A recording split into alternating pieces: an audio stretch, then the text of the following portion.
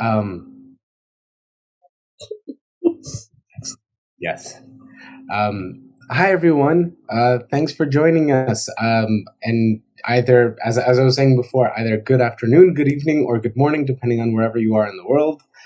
One thing that I would love to do before we get started with our own personal introductions and kind of getting going with the workshop is if we could just say hello to each other as a big group, or just kind of all do it all together on the count of three. And you can either unmute yourself and say hi, or you can type it in the chat if that's more comfortable to you. So I'll count to three, and then we can just say hello to each other, just so that we're present, we're connected, and then Nathan and I will get started. So on the count of three. So 3, 2, 1. Hi, everyone. Hi, everyone. Hello. Hi. Thank you. That's always one of my favorite parts of doing this, because it just, I don't know, it immediately just gets so much energy up there and everything. So again, hello. Thanks, Elaine, also for being our wonderful moderator. Today, Nathan and I are going to be talking about requests and no's, and in the context of community care. This is something that we've taught before, and we're going to get into a little bit of our history. And it's also going to be a little bit tactical too, and this is going to be a really, really interactive session. So I hope we'll hear from you. We'll ask people to speak up or type in the chat. We don't want to. You don't need to feel pressure to share any personal details or anything. We're going to try to control all the conversation in a way where we're just sort of talking about like really the important things and qualities that are coming up in our discussion today. So with that said, hi, my name is Yuri Zaitsev. I work as a designer around the world, kind of in the spirit of the design thinking and human-centered design. I work with communities, large and small, around the world, from California over to Bangkok and all of the fun places in between. And I also work with Nathra, who is an incredible instructor and an awesome colleague. And there's a big story about how we met, but really where we came together is when we taught our course at Stanford University, Conversations in the Wild. And a lot of the learnings that we are teaching now is from our combined experiences from what we do and how we work, as well as also the sorts of things that we teach as well at the university, and trying to make it more accessible to everyone out there as well. So with that, I'll hand it over to Netra. Hi, everyone. My name is Netra Samaravikrama, and I'm trained as a cultural anthropologist and a mediator. And can everyone hear me okay? Yeah? Okay. So I can talk a little bit about I can share about my history, but I think a more real thing to share on a workshop on requests and no's is that I was someone who had a really, really hard time making requests and saying no and hearing no. I grew up in Sri Lanka, and I was socialized, especially as a woman, to please other people and put myself last. And so asking for things that were important to me was very, very difficult for me. And I grew up with this sense that if I said no, that I would hurt people, and that it was not okay for me to say no. As a result of this, I ended up in lots of situations I didn't want to be, doing lots of things that were not my choice, and pursuing dreams, including a career in anthropology, that took me further and further away from myself. And so it has been a long, beautiful and important process of really thinking about what does it mean to honor yourself, to honor your needs, to make the requests that support you in meeting those needs, and to draw boundaries and say no in a way that retains a connection between yourself and other people. And so a lot of this has come from my own personal journey, and the work that Yuri and I have done in Conversations in the Wild, where we saw tremendous transformations in our students, once they became comfortable with really saying, these are the things that matter to me, and I'm going to ask for them, and I'm going to seek support, and these are the things I do not want to have in my life, and I'm going to say no. And so over the course of 10 weeks, we saw people transitioning from relationships that were toxic to relationships that were healthy and affirming. We saw people refusing work from their advisors that was more than they could handle. We also saw people who had a really hard time hearing a no from someone start to respect other people's boundaries. And so I'm so delighted to be here with you all and introduce some of the frameworks from our class, because we've truly seen how transformative they have been. And as Yuri said, this is the way of teaching that we follow is very experiential, and we see ourselves as facilitators of an experience that you will have. And so we hope that you will feel comfortable to interact with us in whatever medium is, the best for you, whether you speak or whether you type it in the chat or direct message us, that's fine too. So on that note, I'm going to turn it over to Yuri to get us started with some questions. Yes, absolutely. So to kick things off, we're going to immediately do an activity, and the activity is actually more of a reflection. So we're going to offer a prompt and then just ask you to think about it. And it would be even best if you could write a little bit about it. We're going to give you, let's say 5 minutes. We're going to give you 2 prompts and then 5 minutes each. And so if you want to take a second to find some paper and a pen, or have your favorite word editing program open for yourself, now's the perfect time to get started doing that, as I am drawing out the time for people to do that as needed or not.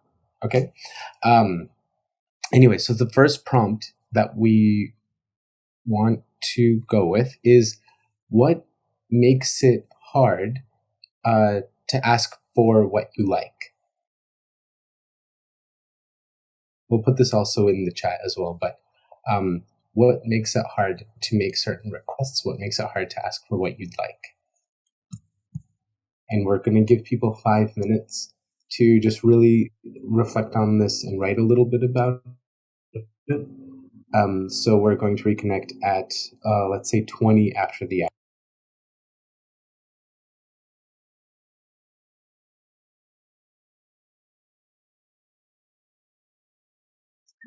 Okay. So, we were wondering if anyone is comfortable with sharing. We don't need any sort of specific details about a situation, but in general, it would be really lovely to hear what each of us finds hard to make a request, why it becomes difficult.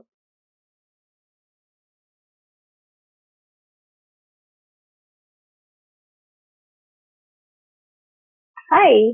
Hi. So what I wrote, I had 2 things, but I think they're actually the same thing.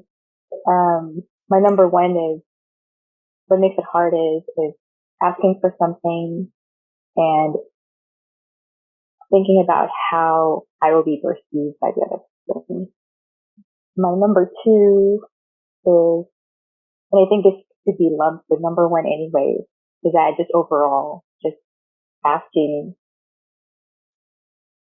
the fact, the act of asking is asking too much. So, right, yes. So those are the 2 main things. I think they're the same thing anyway, but that's what I came up with. Thank you for sharing. That so resonates with my experience. And I think this is something that prevents so many of us actually from making requests, which is that there's some kind of idea that we don't get to ask. And if we do ask, that it is an imposition or it's a demand on someone. And there's this sense that it's too much, that we're too much, our needs are too much, right? And that if we even ask, will be perceived as, wanting more than we should have, or that we're being too demanding. And I think so we could totally work on that. But it totally resonates with why I haven't asked so many things in my life that I have wanted. Anyone else? Yoko? I go next. Hi, everyone. Yoko Hi. Ferguson. Hi. For these questions, I wrote what makes it hard to ask for what I'd like if my request can cause another person or group an issue or can hurt their feelings, and then how that would ultimately damage our current and future relationships. That would be a concern and makes it harder for me to ask, make requests. And then also I just do not want to depend on another person if I can figure things out for myself, and then just giving me a ride or something. If I can find a way, there's Uber, there's Lyft or public transportation, I'd rather do that without asking somebody favor. Yeah. Now again, that deepens the layering of what we already talked about, right? That there is this sense of almost danger, right, that I'm getting from what you're saying, that even if I ask, it could actually damage the relationship and have a negative impact on the dynamic between myself and others.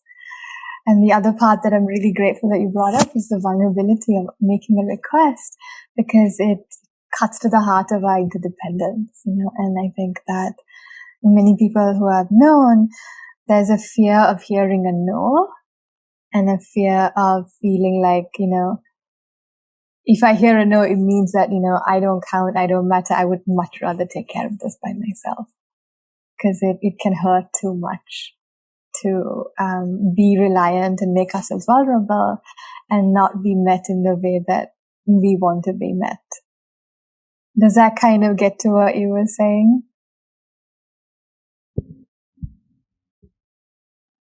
Yeah, I think it feels so vulnerable to even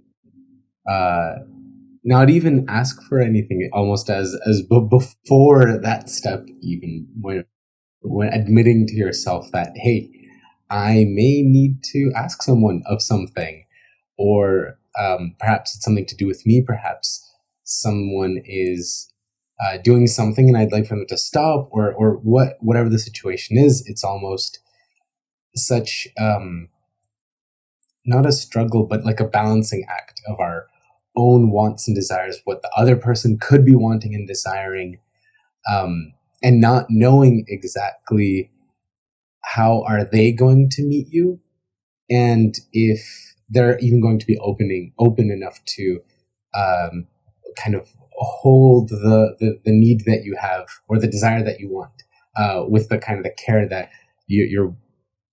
that you hope is there, at least. Yeah, I think this is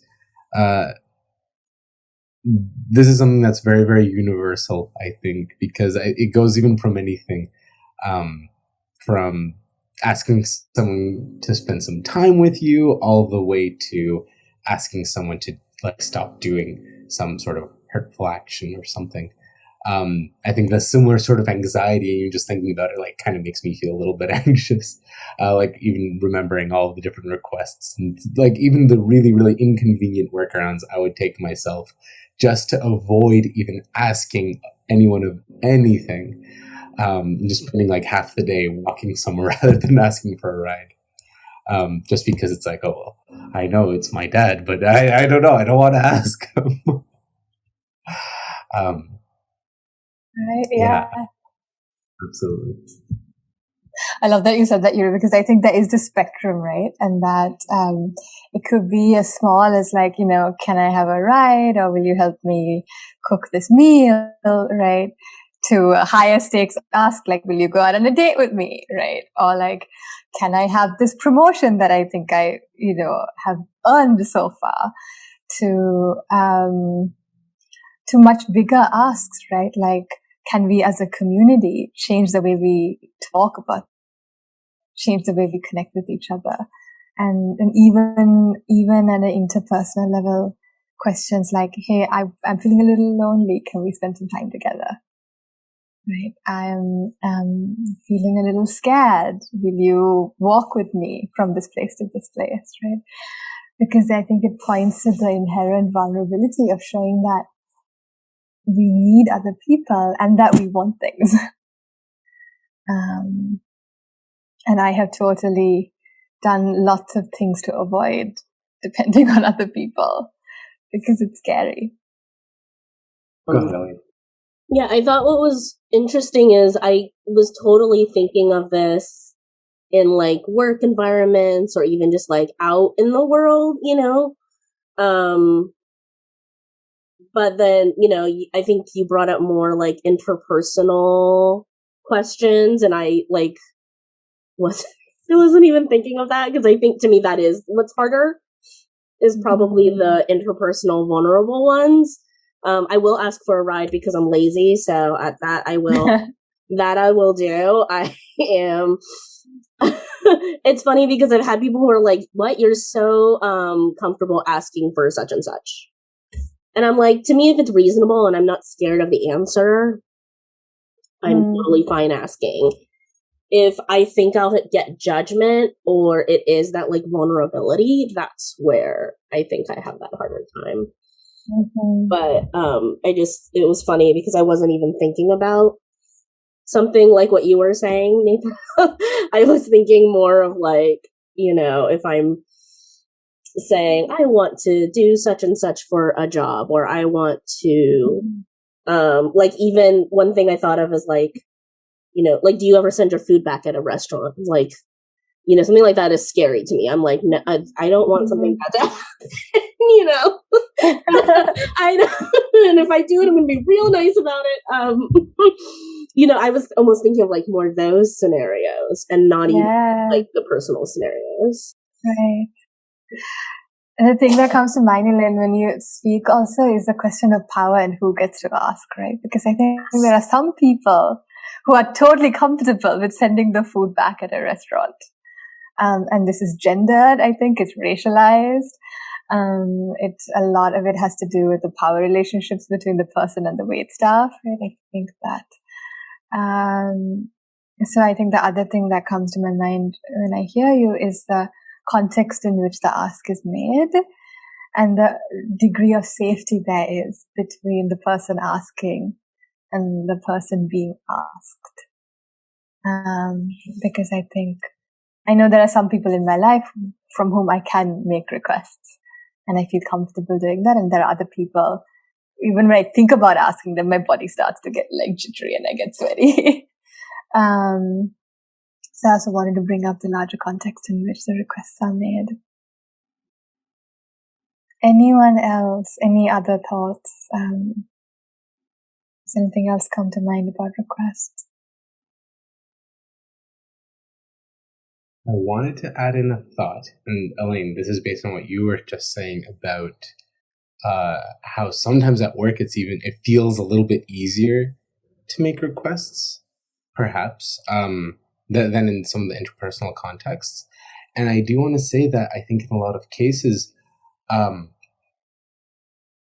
you're at work, there's an entire language that people have practiced and perfected in a lot of ways in writing, in how you construct an email, in how you approach someone over a coffee break or something. I feel like there are certain contexts, to Nathra's point as well, that a lot of people are very well practiced in and have spent time articulating that sort of language where it's like, as per my previous request, like here's how the rest of the email goes. And people sort of have these internal templates that they can almost fill out and that practiced. And there are other contexts where it's so difficult to bring up any sort of requests. And also I think the other thing is that very few people have had the actual very physical, visceral, tangible experience of saying certain words or certain requests in certain contexts. If it's in a personal, in a family context, friends context, relationship, different community, interpersonal relationships. For some people, either by way of their culture, the way they've been brought up, or socialized, or whatever their history is, certain people just have a different relationship to that context and may have never developed that internal expertise of saying hey, I just don't know even how to approach this subject with the people I'm with right now. And it's so different from context to context. And so I just wanted to offer that as well, because it feels appropriate in this discussion, just as also a grounding point where for, I think, everyone, there are certain contexts where the language is very practiced and very well developed. And there are other contexts which it's very, very difficult in. And one thing that Netra and I will do is that we'll offer a particular framework on how to make certain requests by way of sort of saying that it's not that it works every single time, 100% of the time, this is how you do everything from now on, but it's a starting point, at least, as a way of getting to these deeper feelings of anxiety or to the deeper connection that sort of happens when you're making a request. And for the purposes of this workshop, I think we're going to try to keep it pretty light, or in a context that's very, very simple to for people to ask certain things in, or make certain requests or say no's. But kind of knowing with a hint and a nudge and a wink that this works in other contexts too, and it'd be maybe more worth it to apply them or to practice them in those contexts. So that's going to be the transition. We'll get into a little bit more, but I just wanted to put that out there. With that, I think we can go on to the second reflection. It's going to be a similar process. We'll give you another 5 minutes, and then we'll just kind of come back, see what's coming up for people, and then we'll go into the frameworks and sort of work with what's coming up for people. And really, I always like working with a small group because I think we can really, really get into the heart of what's coming up for people. So feel free to share not any sort of vulnerable details, but sort of the bigger patterns so that we can really make it real and important for you as we go through this. So the second prompt for you to reflect on is what makes it hard to say no? What makes it hard to set a boundary for others?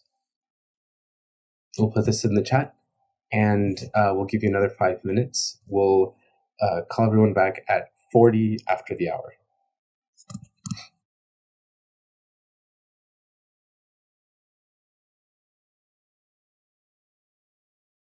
It looks as though everyone's in deep focus, and I am sad to make this request of everyone to come back into the main room.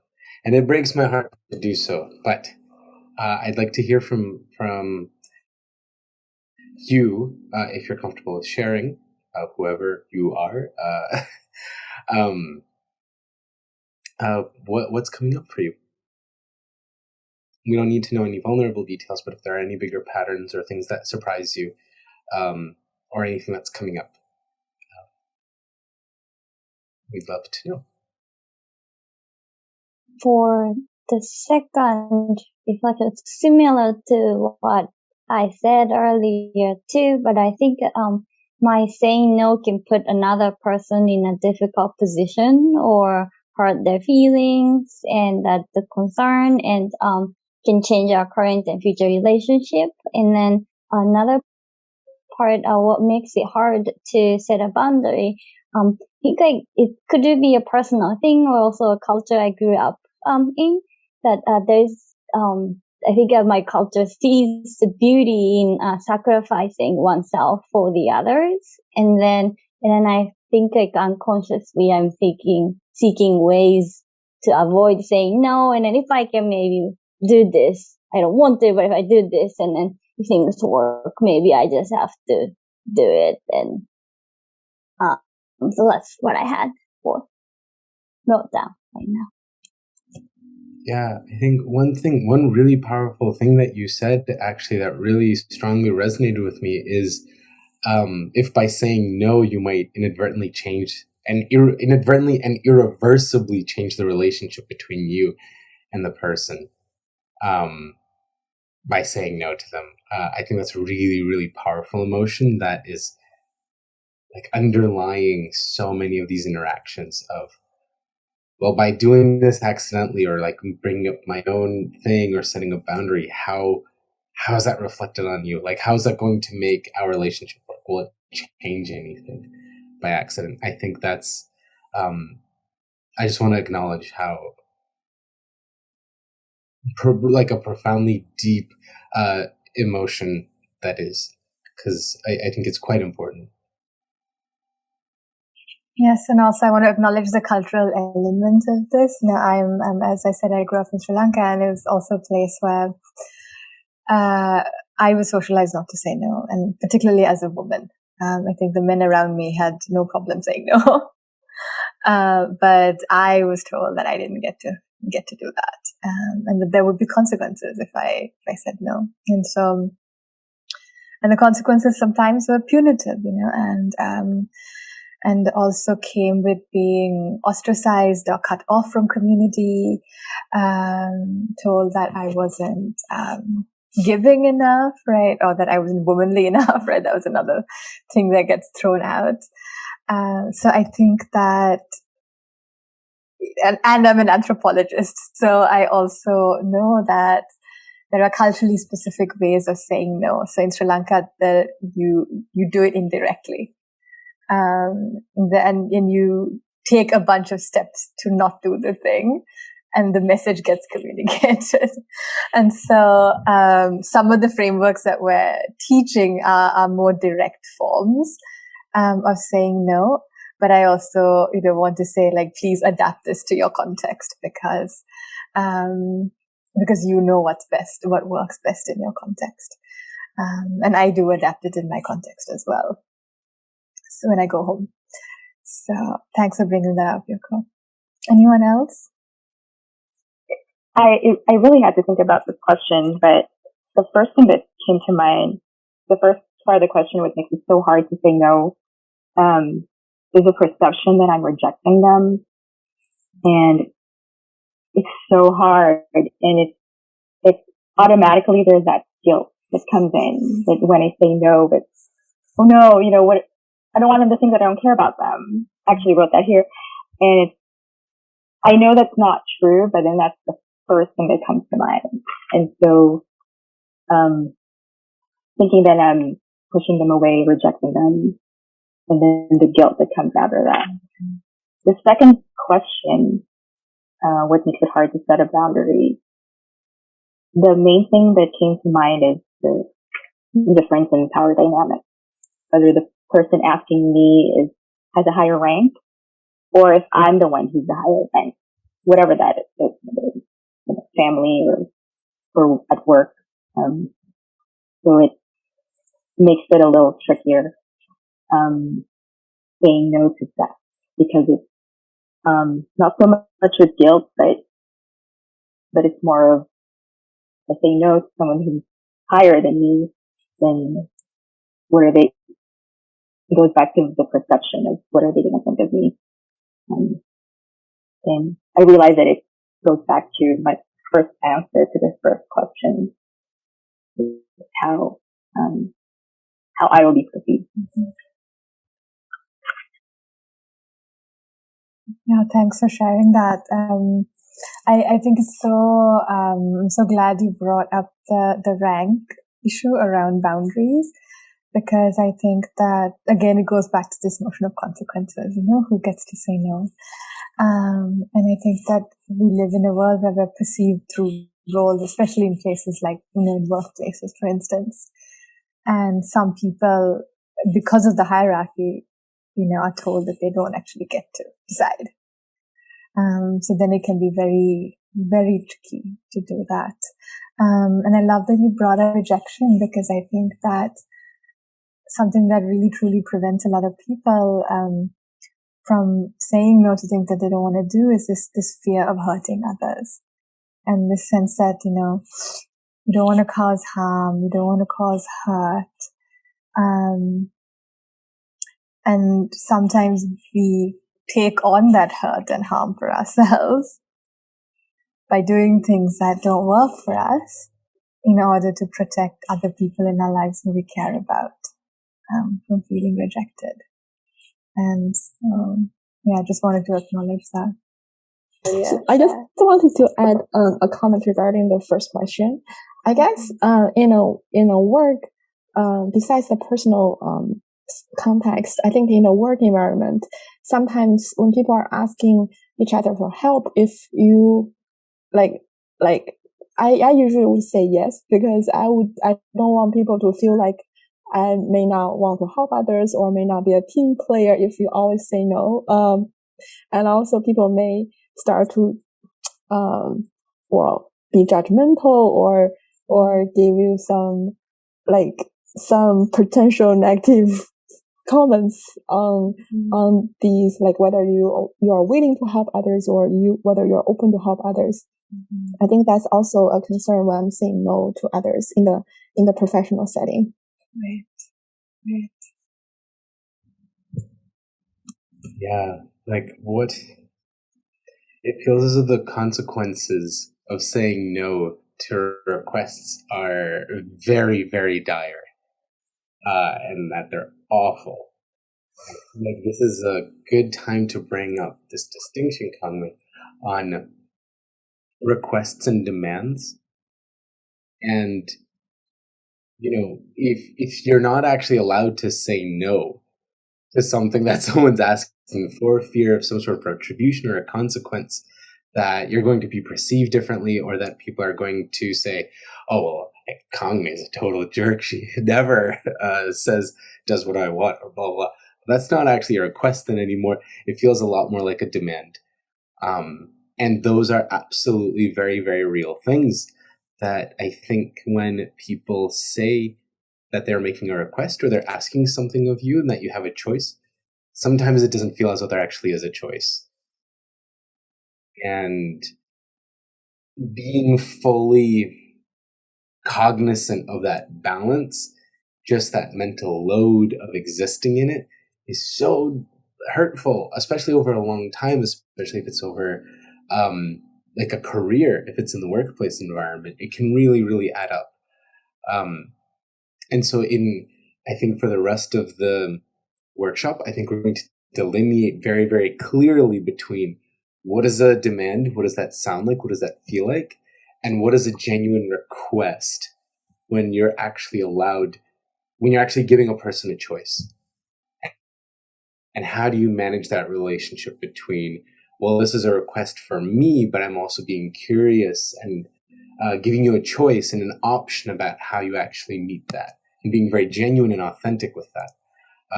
That's going to be a line that we're going to draw and kind of go back to. So just wanted to put that out there. That's the language that we're using for the, for the other hour that we're here together.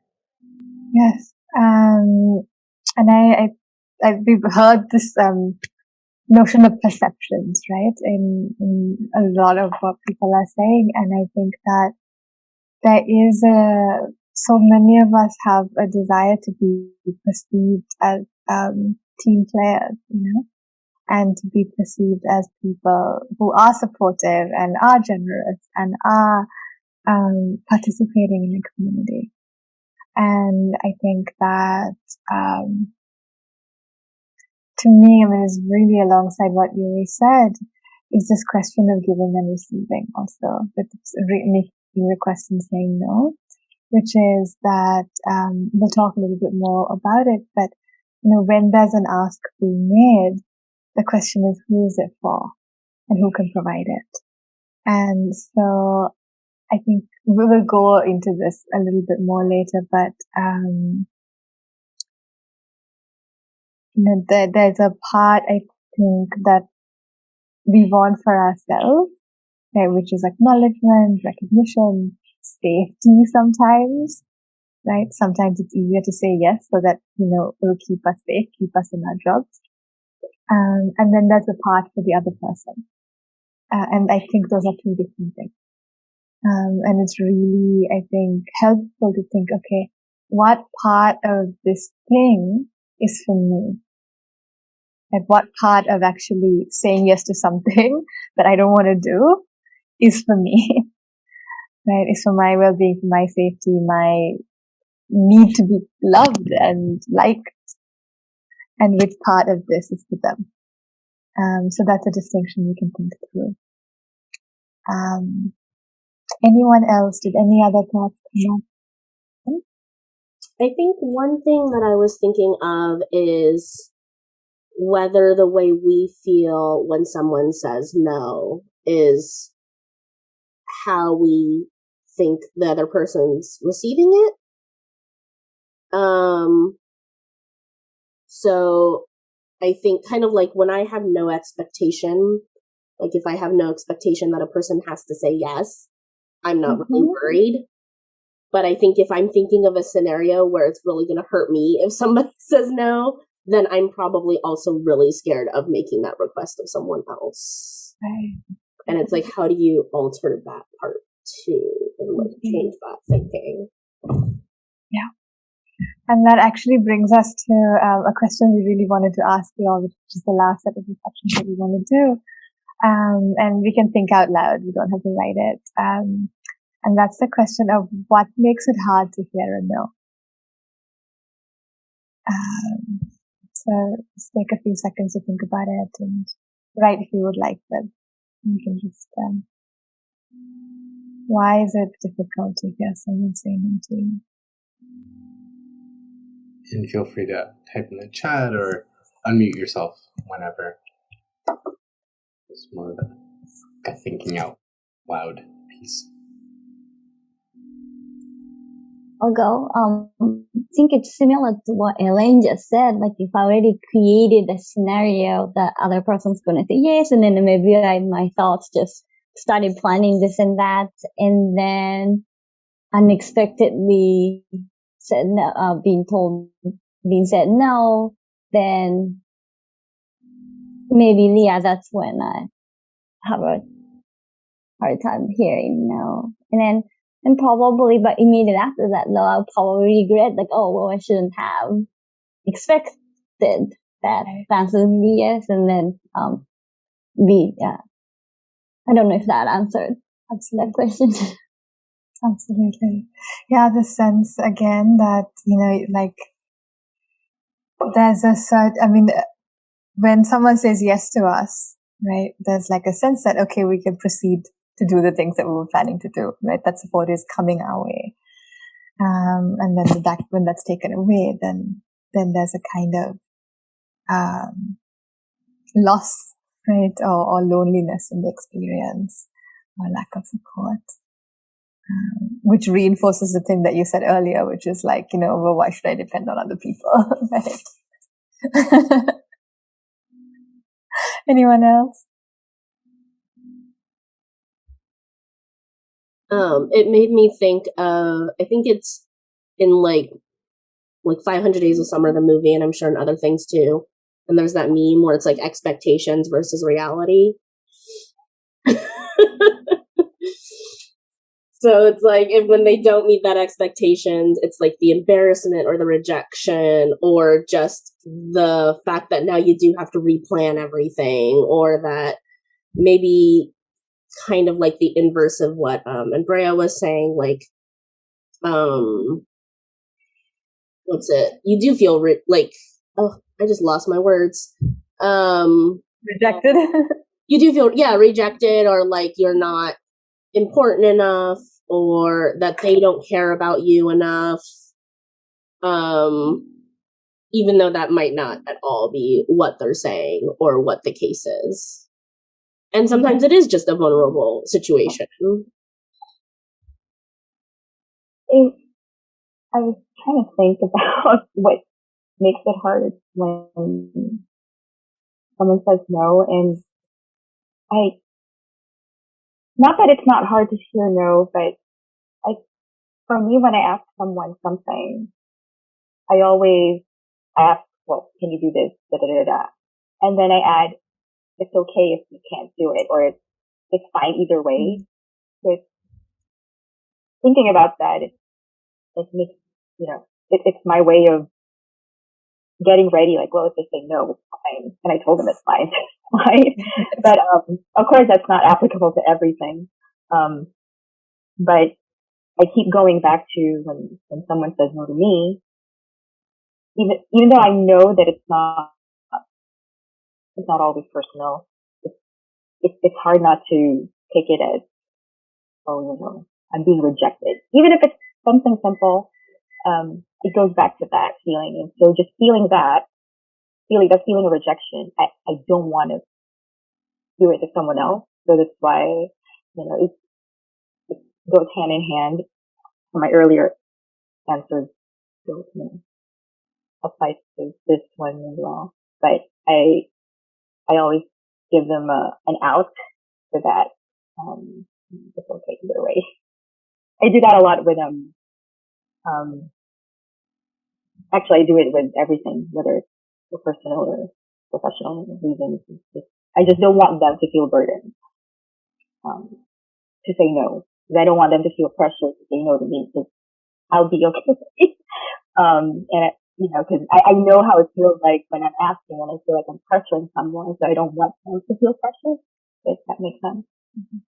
It's just a cycle. Absolutely. Absolutely. And actually, the thing that you brought up really connects to the thing that we wanted to share, a framework that we wanted to share about requests. So we can maybe go directly into that, unless anyone else has any other thoughts to add about saying no and why or hearing a no and why that's hard. I just wanted to maybe say something. I have something that came up for me. Can I go, Nathan? Why are you asking? Of course. The thing that I'm hearing, and just to put a language to it, is that there seems to be such an emotional roller coaster that's happening in the span of 5 seconds, 10 seconds, because it goes from, let's say you want to make a request of someone, there's such a anxiety to it. It's like an emotional low. And then all of a sudden, as Yoko, you were saying, like that, but then there's like but then you say, like, but what if they say yes? It's like, it's great that, like, you plan a little bit. It's exciting. Like, but what if I do get that ride across town? Like, that'd be amazing. Or a promotion even, that'd be even better. And it gets to like this emotional high. And then all of a sudden, if someone says no, it's like immediate rejection. Even if it's just something simple, Andrea, as you were saying, it's almost like it's so hard not to take that personally. And it's like back to this emotional low. And then almost this, I don't know if there's, hopefully Nathan and I will be able to address this and kind of bring it back to an emotional high, perhaps. But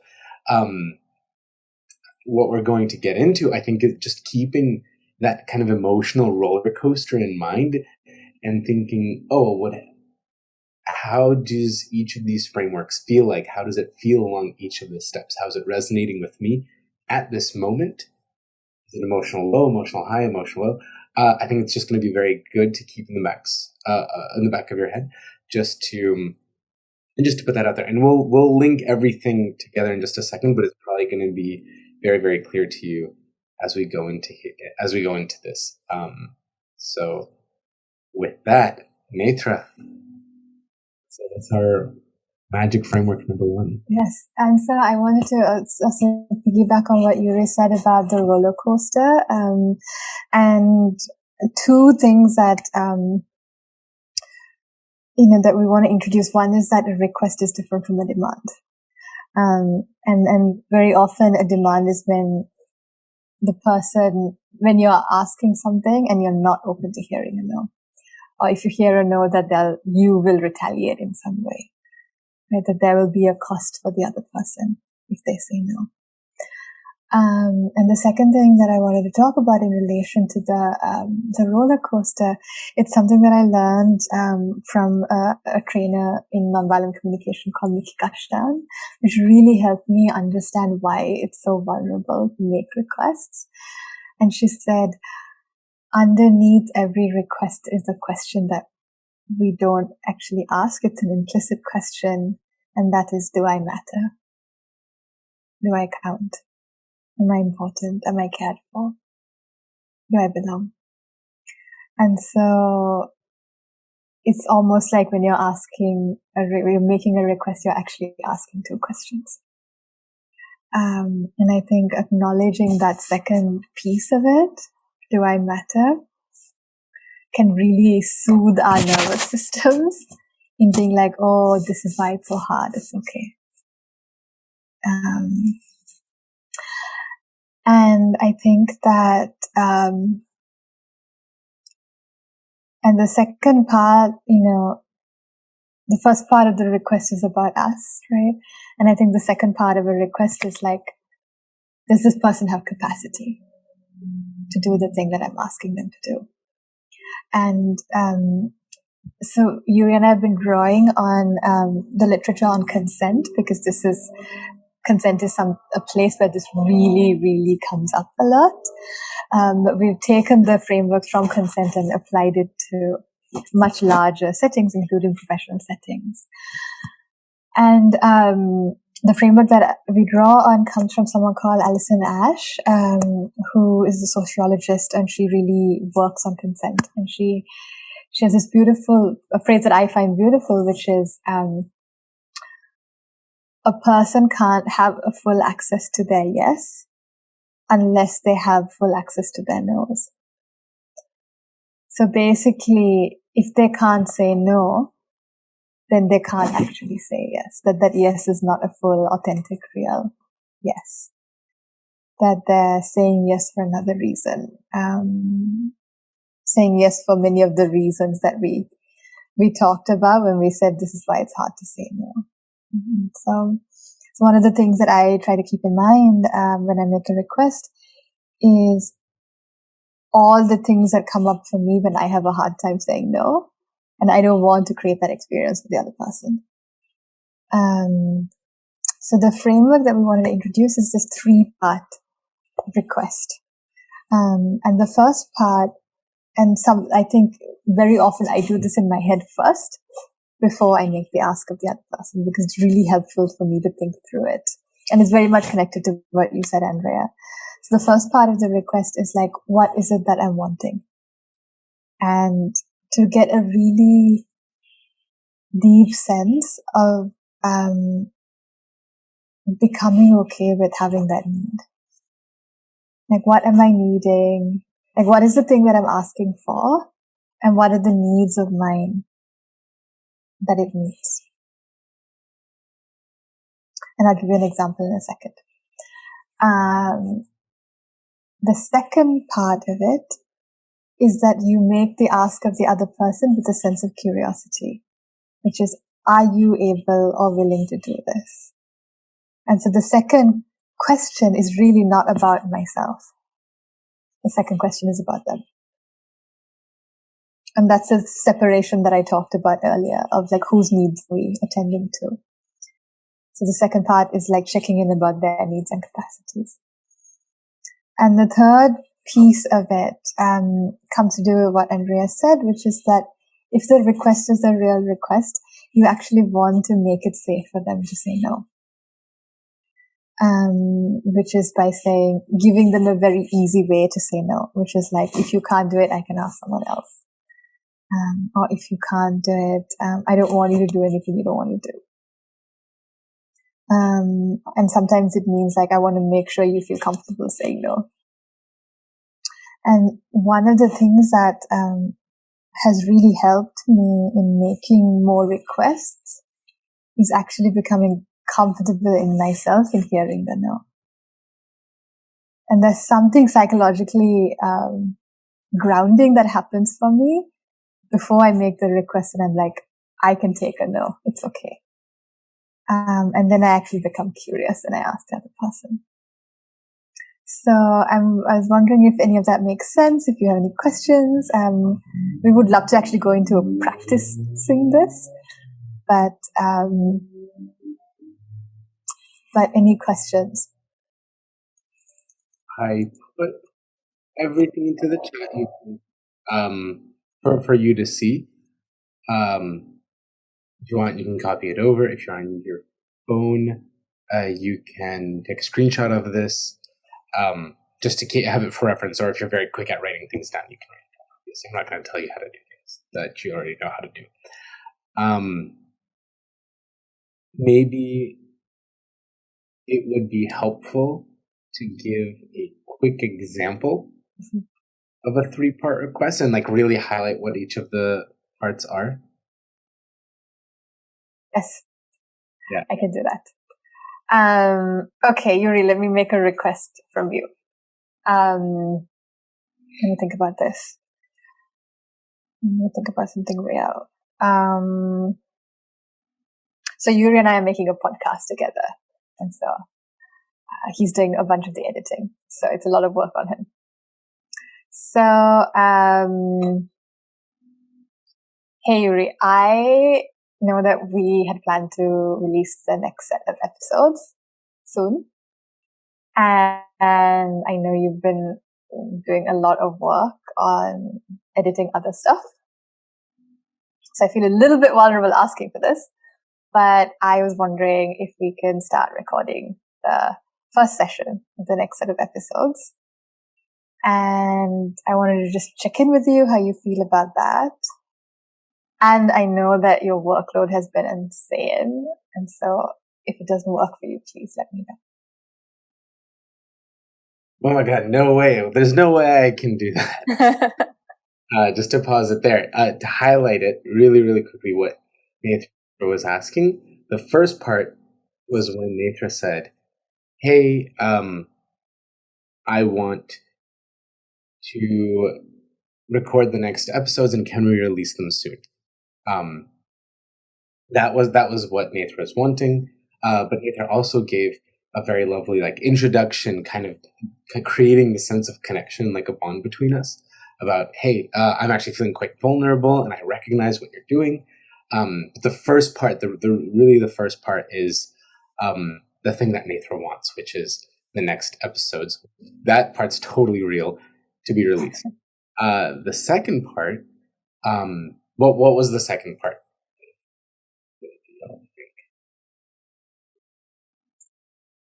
Netra almost said this verbatim. Oh, go ahead. I thought you acknowledged that how busy you acknowledge that you know how busy Yuri is, and then but I'm wondering if it's possible, if it's okay, and then so checking in, and then so you weren't pushing what you want, and had a room and an understanding of what's happening with Yuri too. I thought that was the second part. Yeah. That's totally it. And actually, I think I love what you just said, Yoko, about how Netra was checking in with me, because that's really the secret in the heart of the second part, is that it's Netra said this before, but just to highlight it, it's really, really about the other person, and it's being very genuine and curious about what's coming up for them. So it's exactly as you were saying. It's like, hey, like, I know this about you. Is this still true? Like, how are you feeling? How are you doing? That's absolutely the second part. And then the third part, this is, Netra almost said the third part verbatim, where it's, I know this is short notice. I don't want you to do anything you feel rushed to do. Or I forget exactly what Netra said, but it was basically along those lines. And that was the third part. Yuri, I'm curious, how did that land for you? Like, how did it feel for you to hear that? Was there any other way I could have done that differently? I think, it's funny because I felt very, very important in you making this request of me. And I felt as though you were very... I felt very important. I felt very seen and heard, even though I didn't say a single word. And my answer was kind of a joke, just like very overly dramatic. But it felt quite nice. And actually, I'm gonna turn it back to you. Like, how did it feel saying that? It felt vulnerable, actually, asking, because I know you've been working on something, right, and like putting a lot of hours into it. And when I first started to speak, I just felt like this like tiny flutter in my heart. Like, this is too much. Right. But then it really helped me actually to acknowledge that you've been doing all this work. And that, cause that felt real, you know? Mm-hmm. And then, so that was the first part of it. And in the second part, I was actually like really, I did feel curious. And it was just at the beginning, you know, but the more I turned my attention to being curious about your capacities, the easier the request felt. Yeah. So that was my experience. Yeah. No, and just to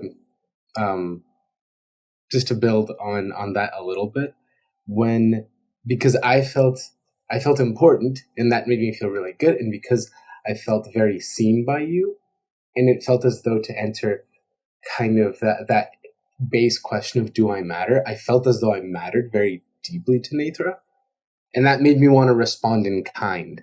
And so obviously I kind of did it over dramatically. However, I wanted to work with Netra implicitly just because Netra put in so much lovely time and effort into kind of like recognizing where I was and how I was doing, even though this was a request for something that Netra was wanting. And I also felt as though I had all the options in the world. Like, I didn't feel peer pressure, but that's also because I know you really well. So with that, we wanted to give y'all an option to try this. Would that be okay with everyone? I know, I feel like we're sort of flowing, we're grooving, everyone's speaking. So would that be okay? We can also kind of restructure it if anyone, for whatever reason, is uncomfortable. If anyone is uncomfortable, you don't have to out yourself. You could just send Netra and I a secret signal, and we will totally nix the idea and not out anybody. And we'll restructure the activity. So I'll give people a few seconds to think about it, but if not, I think this would just be a very great way to actually try this for yourself. Okay. No one has said anything. That's totally fine. So we're going to send people into just 2 breakout rooms. It's not going to be for very long. It's just going to be for a couple of minutes. And all you have to do is just pick one person to start, and you can make a request. It can be an important request, but we find it's easier to just even make a very, very simple one. If you want it to be about cleaning the dishes, pretend you're living together, or whatever it is. It could be, you can just make it super, super simple. It could be about picking out food. It could be work related, and just pretend that the other person is just there as a sounding board. So you're actually like looking at someone. And the person who's listening, all you have to do is flippantly say yes or no. It doesn't matter. We're going to work on yeses or nos, and since these requests don't matter yet, hopefully the no's don't come as quite of a shock if someone wants to say no. Is that clear to everyone? We're just going to give people, Nathan, how much time are we? We're thinking maybe 6 minutes, so 3 minutes each. This is going to be very quick. And I would actually, if there's a request you want to make of someone in your life, I would practice it, you know, because this is like a safe space for you to give it a shot. And I often practice my requests before I make them. So with that, I will open the breakout rooms, and we'll see you back here in 6 to 7 minutes.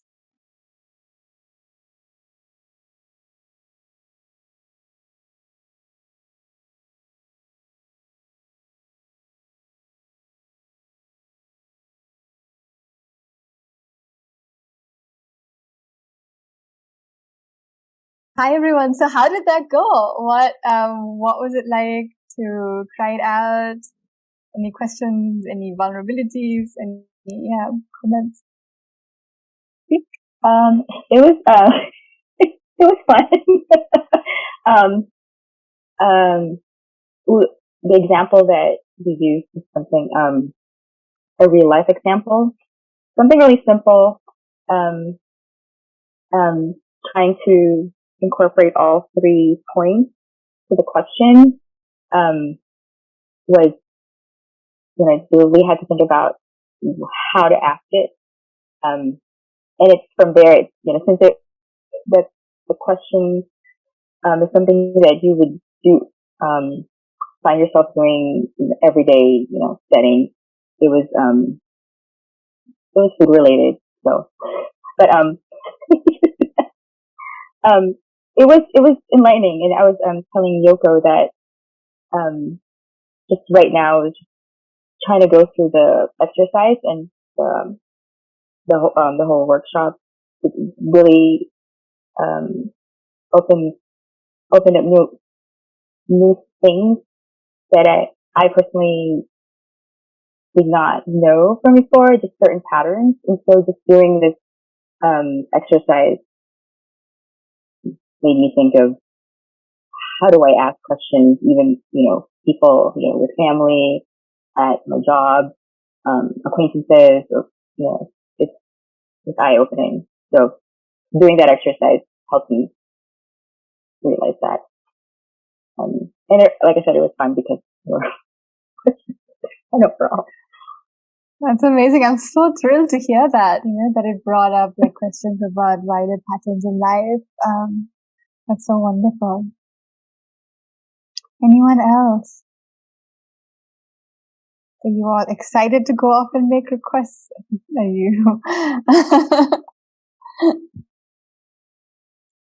Just to add to what Andrew said, just with this, the scenario we had is something that can happen, just regular daily life, and it made me think how, the making a request, it's all like the way you say it too.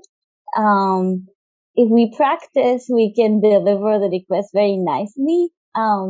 Like my husband, like I'm hungry, I need this, and then that's one way to say it. But the other way is just to think about those 3 points, and then don't expect that he knows that I'm hungry and I need food right now. And then I wouldn't like that if other person makes a request and make it sound like more like a demand and not really caring. And so even like in a small community and families and friends, and then it's just I have to think about the way.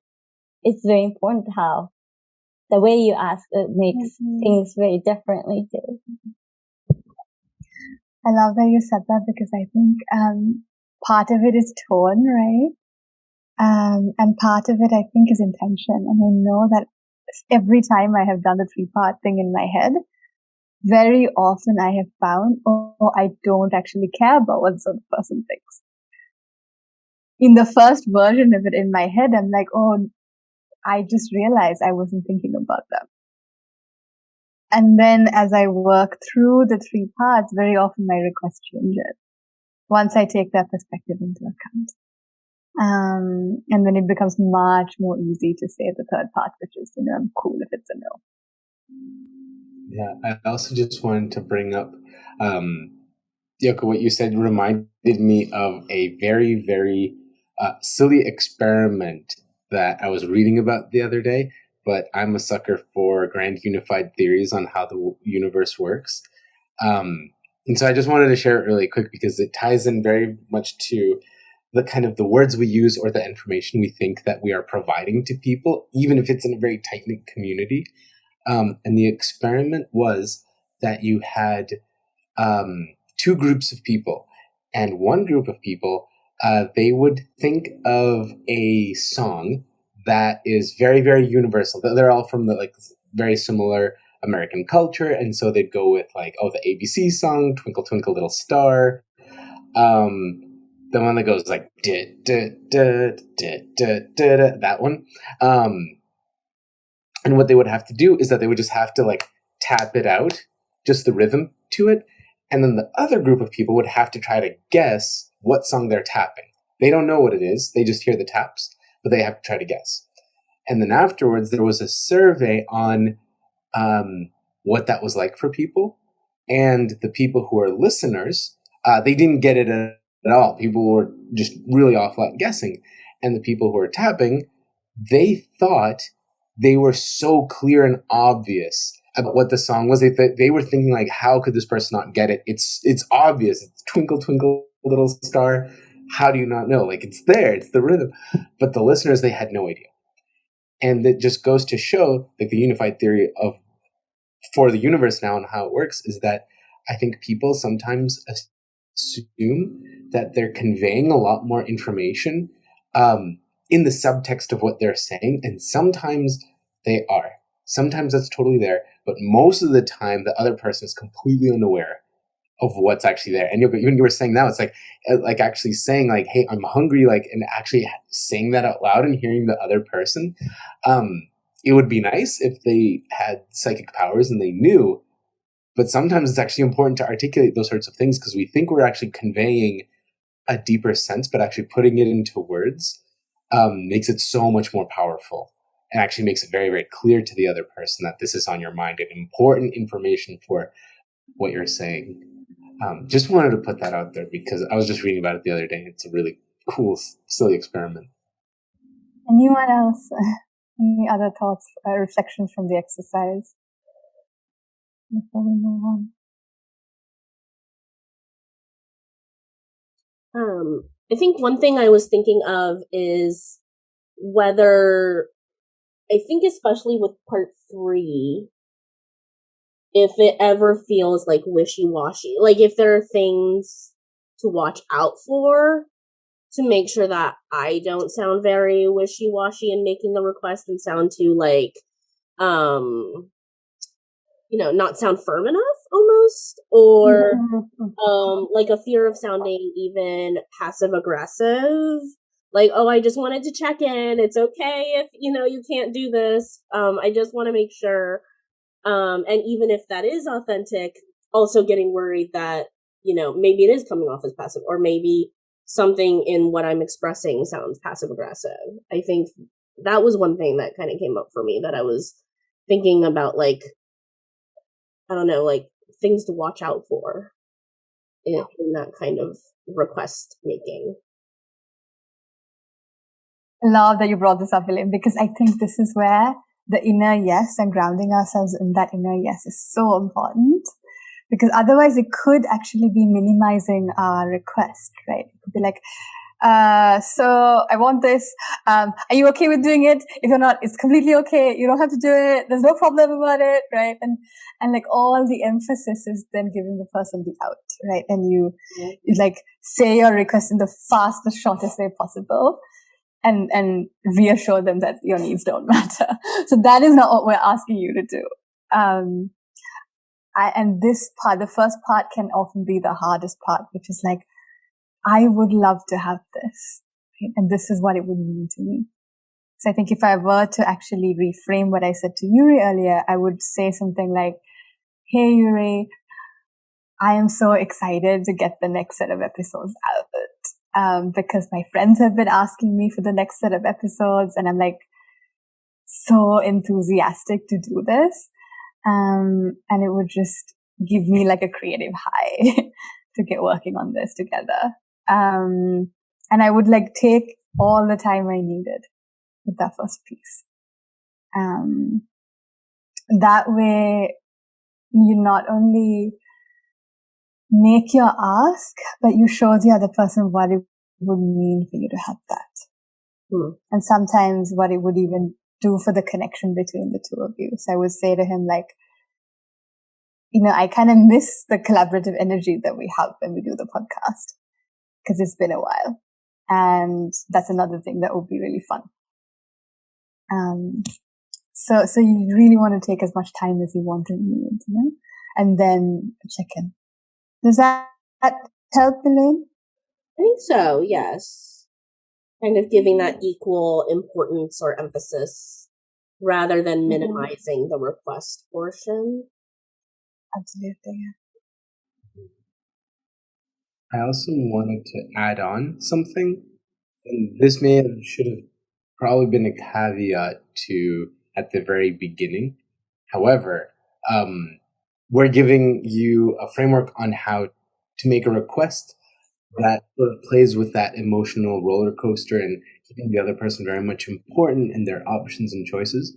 And Elaine I'm not sure where your request or the situation you're thinking of is coming from, but something that I also wanted to put out there is that there are certain things that happen to people where not everything needs to be a request. Sometimes you have to draw a firm boundary, and that's that. Or sometimes like a demand is a demand, and obviously in most situations we're saying, hey, not a great thing. However, there are times and circumstances when that's sort of important. And if the answer to your question on, do I care about what this person's answer is? If that answer is no, and very honestly saying like, no, this needs to happen. Honestly, that's that. We can't tell you to be like, no, turn it into a request, because I don't know what the situation is, but situation. But that it's important to put that into perspective. Also, there are times when a demand is a demand, and you have to draw the line. And in those situations, you don't need to feel like you have to make it a request. Yes. So if you have a 5-year-old who's running out into the street and there's a car coming, you're not like, I would really enjoy it if you could move this way. You get the kid, you pick the kid up and you move the kid, right? And so I think, it's hyperbolic, but there are situations in which, you're actually doing this to protect the person. So it's contextual. But we also wanted to get to the next piece of it, which is about saying a no. And so we'll demo it in a second. But just like you can make a request that keeps the other person in view when you ask, we can also say no in a way that keeps a connection between us in view when we say no. And I have found that this has helped me so much. And I have said no in situations that have felt I would have never been able to say no before, because of this framework that we're going to offer you.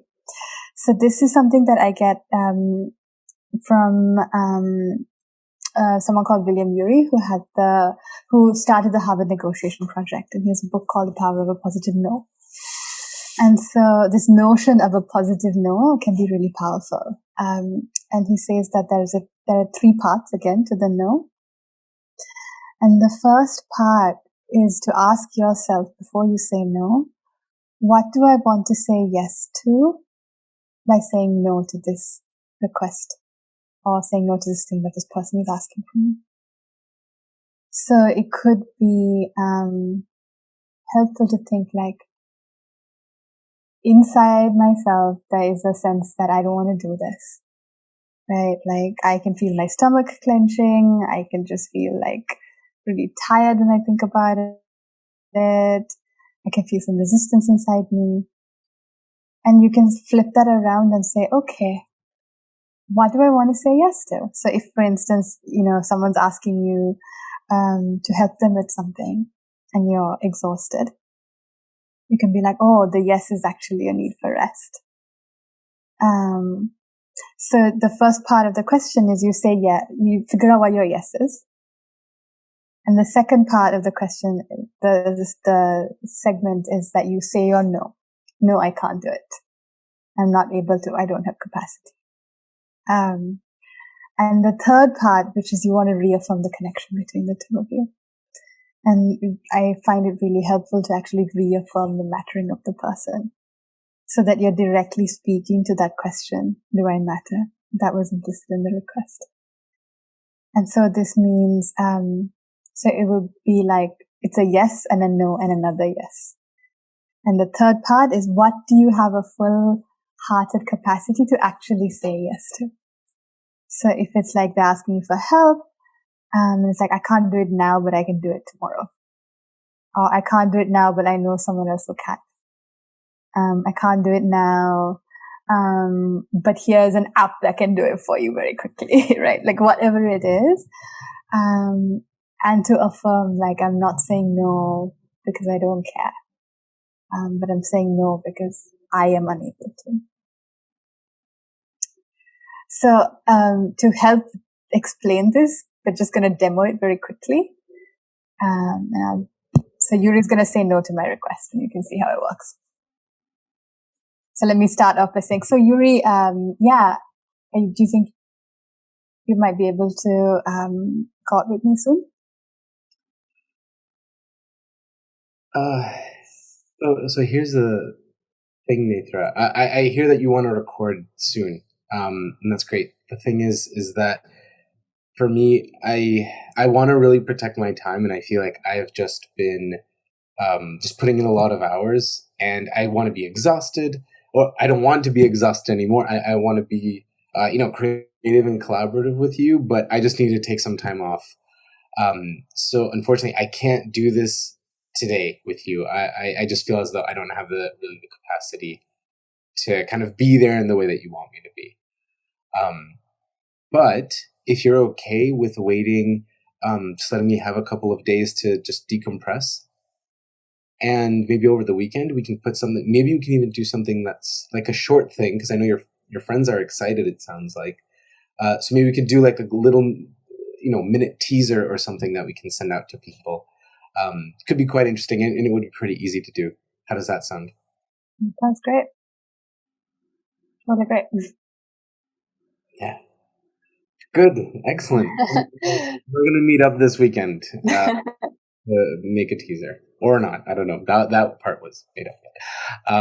So just to make it very, very clear again, the first part was the yes that by saying no to Nathra, the thing that I was giving myself permission to do, the yes behind the no, is to just take some time to myself, because I had a need to just, to not be exhausted, and to just take some time for myself, like very, very basic, human functioning needs. And then I tried to say no to Nathra by being very clear that, like, hey, at capacity, can't do it. Sorry, that is what it is. And then the third part was giving an alternative of, rather than doing it today, maybe we can do it over the weekend. And maybe rather than a full set of episodes, maybe it's a small thing.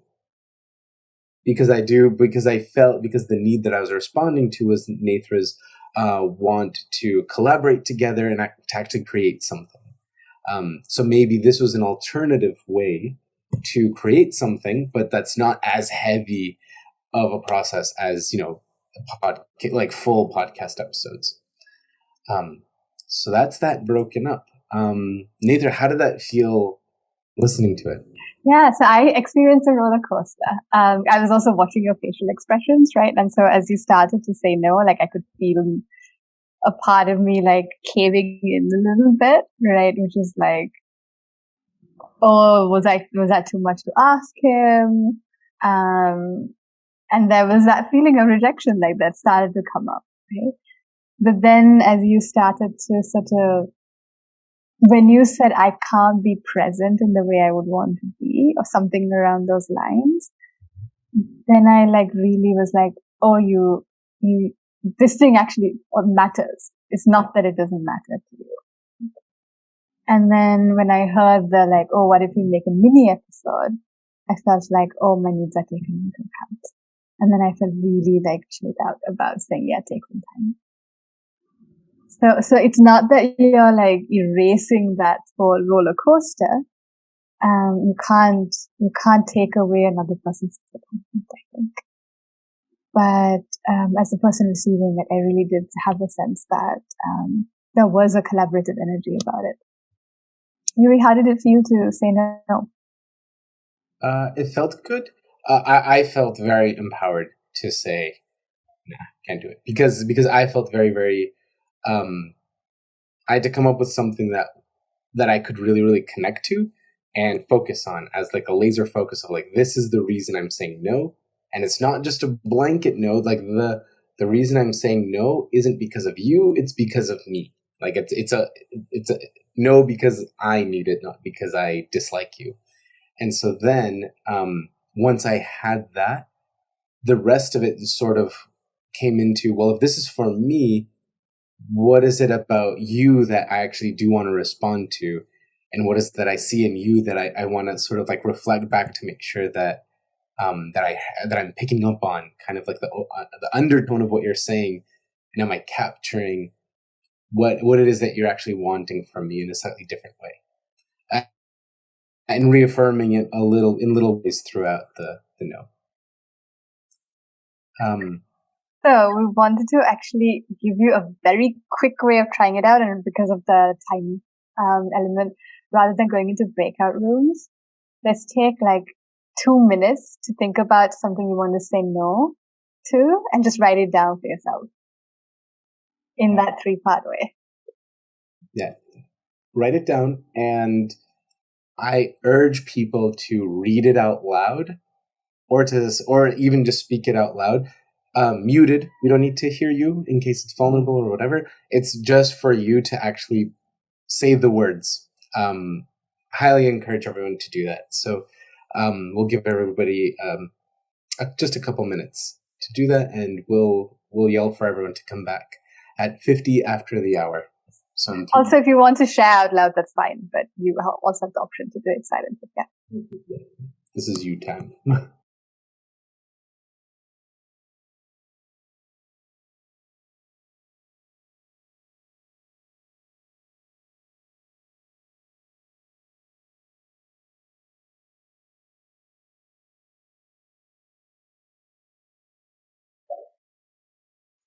Just wrap up what you're writing. Does anyone want to share? Either what you wrote or what it was like to go through the process. I will say, I feel like with a lot of this, and I've kind of said it before, it's like, I think it's the more personal conversations where these things would be harder for me, at least, than in like more professional contexts or like social, like, you know, even just like, you know, like if I'm out in the world at a store or something like that. I think, yeah, I think that's where I'm having a harder time.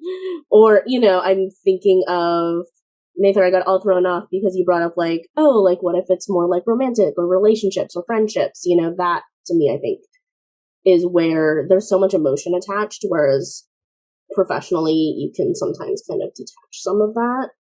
And I think that can be a little bit easier for me, unless there's, again, that external judgment of kind of like, is it really a request or is it an expectation and demand? Right.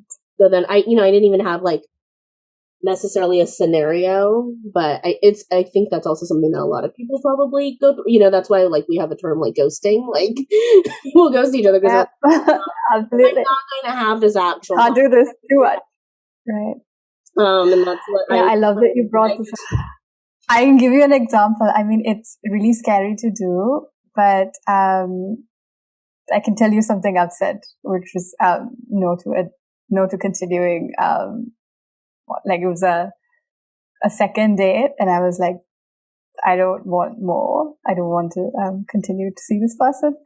And I said to him in person, I said, I feel really sad to say this, because I've so enjoyed connecting with you.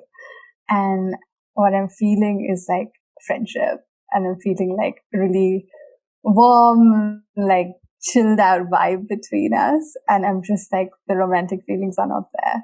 And I find you super handsome and like really intelligent and super witty. And I'm so grateful you took this time to be with me, take a walk with me. And if you're open to friendship, that would be wonderful. But I really truly feel sad that I'm not feeling romantic vibe. And it felt so hard to say.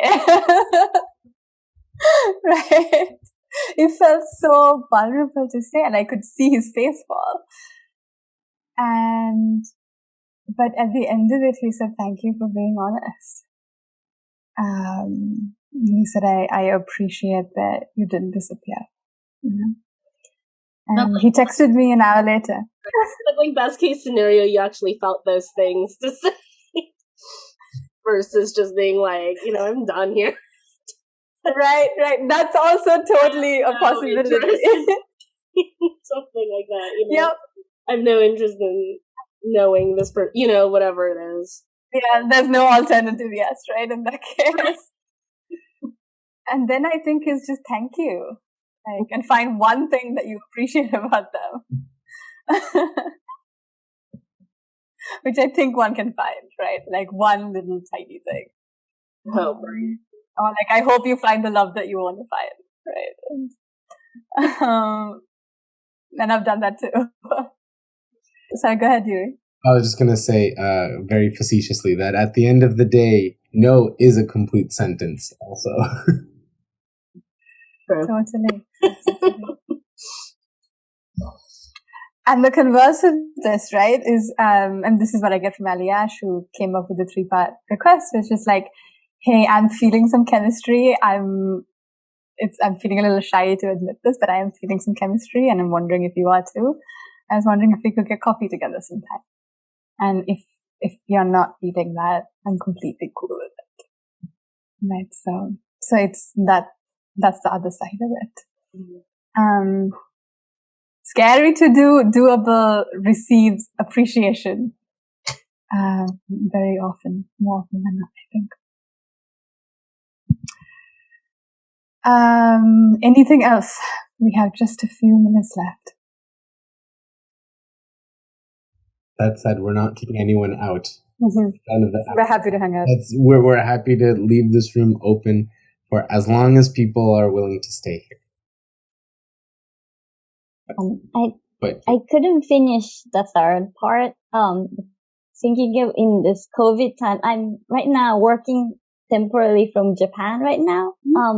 And then the COVID situation is very different in the States and Japan too. Right. And, thinking about this, during this COVID time, saying no, some people really took and are taking COVID differently and seeing each other, hanging out each other. Everybody has different comfortable levels. And then when we have, 3-year-old twins at home and want to play, but, we were very protective of and not really trying to see each other, other friends and families. And when we receive some invitations and how about doing barbecue outside? It's safe outside. It's okay. And then we would love to see you, but how do I keep saying no? And, what kind of alternatives can I give? I don't feel comfortable with, eating outside, but I don't want to end our friendship here too. And then that,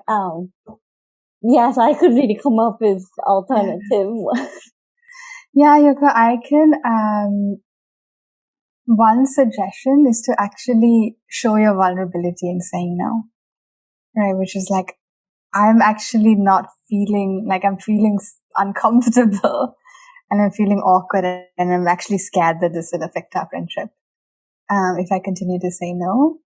And I'm really concerned about, we have a young family and we just have a set of agreements about protecting the family from COVID right now. And I'm wondering if, I would love to, hang out over Zoom or like have a Zoom dinner or like whatever, But I think if they see the vulnerability, and it's not because I don't want to hang out with you. If I didn't have kids, I would probably be open to doing that. Does something like that make sense? I think what also made it difficult is that everybody has different values, and then I don't want our value is. I didn't want to sound it like our value is better than yours without saying it. We'll be more protective, and by saying that I don't want it sound like that they're not protective of their kids. And then, so I think it's just, right. This is just really helpful to go through all these good points and then think ahead and then, be caring and, so this exercise was very helpful, at work situation and then day to day. Right. Yeah. I think it's important also, as long as in these sorts of connected no's, to make it really, really clear about what is the piece that's about you and for you, and then what's the piece that's about them. So if you say like, hey, we're being protective, that's an us thing.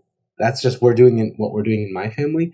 But with you, the important part for you is that I'm afraid of us losing our friendship, and I'm actually quite scared about it. And so even saying like, hey, what are there any good alternatives for us to meet up over there, and actually like make it a question, kind of do a connected no and very cleanly into a connected request. Who knows? But just actually, but making that clear delineation on what's for me, what's for you, because sometimes I think people do put in a lot of their own anxieties into, when it's unclear, people paint the worst picture possible and their own anxieties into the situation. But if you just make it clear, like, hey, this is us, this is you, then it removes a lot of that tension, I think. Yes. I hope that helps.